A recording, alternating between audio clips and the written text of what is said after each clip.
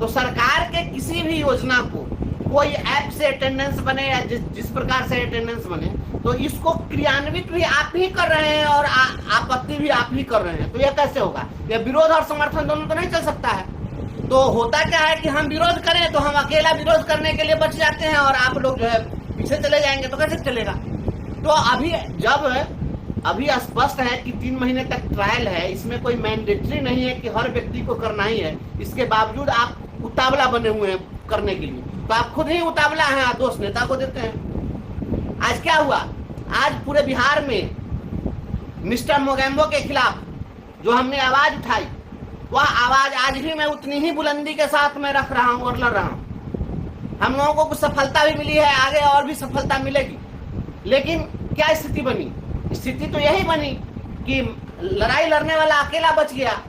आप लोग नैतिक समर्थन भले ही कर दें और आर्थिक सहयोग भी भले ही कुछ कर दें, लेकिन फ्रंट पर आकर के और लड़ने के लिए तो लोग तैयार नहीं है, सभी लोग डर जाते हैं। तो डरने से नहीं हुआ, या तो डरिए नहीं तो लड़िए, दो में से एक ही काम हो सकता है। ऐप के माध्यम से जो उपस्थिति दर्ज कराई जा रही है, मैं इसका पुरजोर विरोध करता हूँ।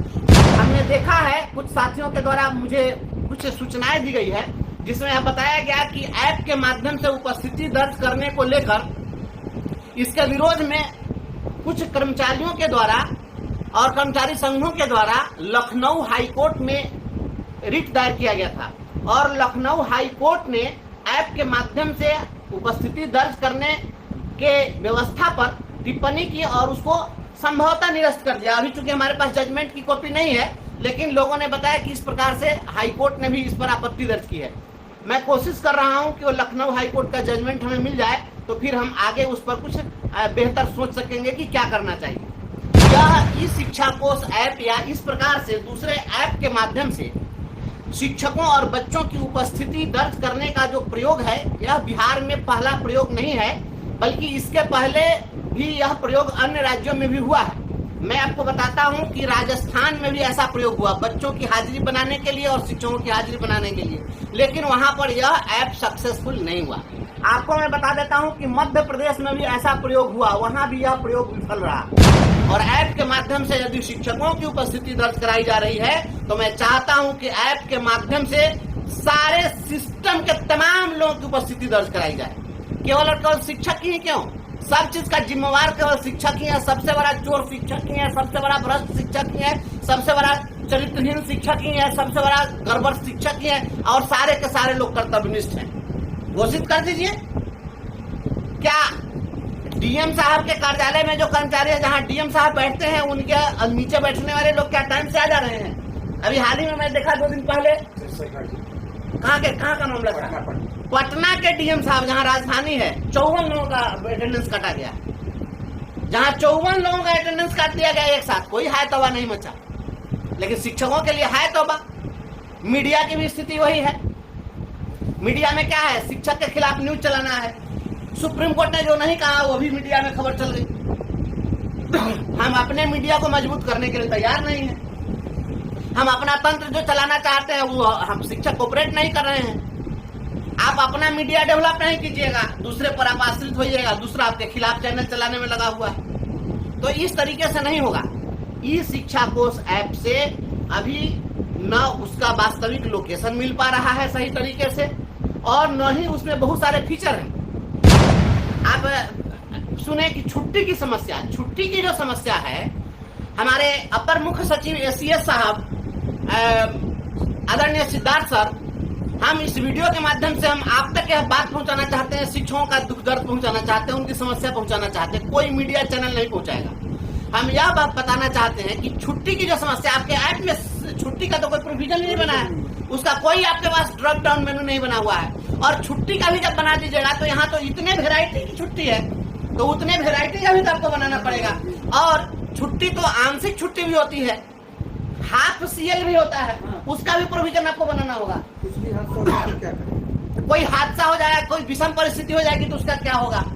तो बहुत सारी ऐसी चीजें हैं जिन चीजों के लिए आपको इसमें बनाना पड़ेगा, और ये मुझे लगता है कि सक्सेसफुल नहीं होगा। जब अन्य राज्यों में सक्सेस नहीं हुआ तो फिर यहाँ कैसे सक्सेस हो पाएगा? ये मुझे नहीं लगता है कि 6 लाख लोग इस पर हाजिरी बना पाएंगे। और सबसे बड़ी समस्या है कि एक ही समय में एक नेटवर्क किसी शिक्षक के पास में एयरटेल का है, किसी के पास BSNL का है, किसी के पास वोडाफोन का है, किसी के पास जियो का है।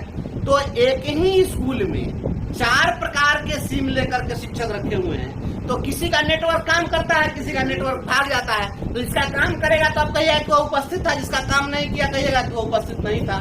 तो ये जो समस्या है, मुझे लगता है कि बहुत सबसे बड़ी समस्या है। तो जब तक आप पूरे शिक्षकों को राज्य सरकार के स्तर से आप जो टैब देने वाले हैं वो टैब नहीं देते हैं, सबको एक ही नेटवर्क नहीं देते हैं, सभी लोगों को आप इसके लिए नेट का कनेक्शन प्रोवाइड कराइए। ये तमाम चीजें आप करेंगे, उसके बाद ही ये हो सकता है। और किसी पर बार बार प्रश्न चिन्ह खड़ा कीजिए कि सबसे बड़का चोर मास्टर है, सबसे बड़का चोर मास्टर है, उसी का खाली चोरी पकड़ो। तो जब ज्यादा चोर चोर कहिएगा ना, तो किसी बच्चा को हर दिन केवल डांटना शुरू करे, तुम गड़बड़ हो, तुम गड़बड़ हो, तो और जानबूझ के गड़बड़ हो जाए। ये एक साइकोलॉजिकल मैं बात बता रहा हूँ। हम लोगों को कहा जाता है कि री इन्फोर्समेंट, तो पॉजिटिव री इन्फोर्समेंट भी होता है और निगेटिव री इन्फोर्समेंट भी होता है। यह सकारात्मक पुनर्बलन भी होता है, नकारात्मक पुनर्बलन भी होता है। कोई बच्चा अगर गलती भी करता है तब भी उसमें कुछ खूबी निकाल करके शाबाशी दीजिए, वो बेहतर करेगा। लेकिन कोई अच्छा कर रहा है, उसमें केवल खामी निकालते रहिएगा तो वो नकारात्मक चला जाएगा, जानबूझ के गलत करेगा। तो ये सभी के साथ होता है। इसलिए अगर शिक्षकों पर ही केवल प्रश्न चिन्ह खड़ा करिएगा तो निश्चित रूप से यह बिल्कुल गलत है। मैं ऐप के माध्यम से उपस्थिति दर्ज करने का विरोध करता हूं। और यदि ऐप के माध्यम से ही अगर हाजिरी बननी है तो आप सेंटी वसूलना बंद कर दीजिए। आप सेंटी क्या मंगा रहे हैं हर महीना पेमेंट के लिए, तो आप उसी को मान लीजिए। आज जितना पदाधिकारी स्कूल का निरीक्षक पदाधिकारी है सबको हटा दीजिए, इसकी कोई जरूरत नहीं। एसीएस साहब तो कह दिए हैं, एसीएस साहब ने कहा है कि वहीं से फोन करेंगे, 200 रखे हुए हैं स्टाफ वहीं पर, वो क्या कंट्रोल रूम बनाए हुए हैं उसमें, जहाँ पर सब बैठा हुआ है मोबाइल पर, तो वहीं से फोन करेगा, कहेगा कि आप फन्ना स्कूल में फन्ना टीचर क्या पढ़ा रहे हैं भेजिए। तो फिर आपके निरीक्षक पदाधिकारी की जरूरत कहाँ है? तो सारा ईओ बीओ डीओ सीओ जितना सबको बंद कीजिए। सब बेकार का तमाशा है। ये सबको वेतन दे रहे हैं, 4 चक्का गाड़ी दे दिए सबको उड़ने के लिए, ये सबको बंद कर दीजिए, ये सब पैसा बच जाएगा। सब में वहीं से बना दीजिए, सीसीटीवी कैमरा लगा दीजिए, सब में वहीं से देखते रहिए। जहाँ का मन है टीपी है, सीसीटीवी कैमरा से वहीं से देख लीजिए कि कौन क्लास में क्या पढ़ाई हो रहा है। बस एकदम आप रख लीजिए। इतना निगरानी तो भैया किसी का नहीं होता है जितना निगरानी। स्कूल में टाइम बना दिए कि आप 9 बजे से 10 मिनट पहले पहुंच जाइए, 4:30 बजे तक वहाँ रहिए। उसके बाद में तब जाए कहिए कि बढ़िया से खूब बढ़िया से पढ़ाइए। इतना दोहन करने के बाद भी कुछ होगा?